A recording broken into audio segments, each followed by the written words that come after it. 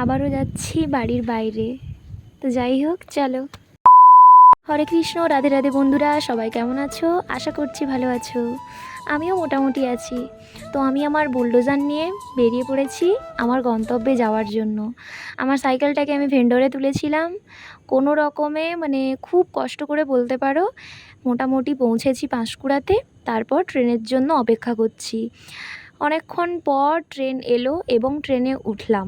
তার আগে বলে রাখি, আমি আমার সাইকেলটা ভেন্ডরে তুলতে পারিনি, কারণ ভেন্ডর একটুও ফাঁকা ছিল না।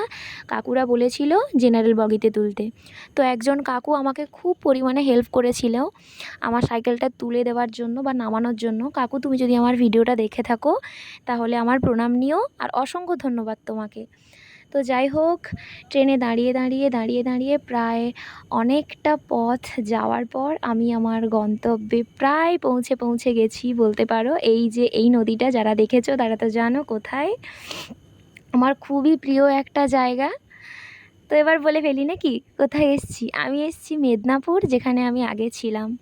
যাই হোক, আমার ভিডিও কেমন লাগলো?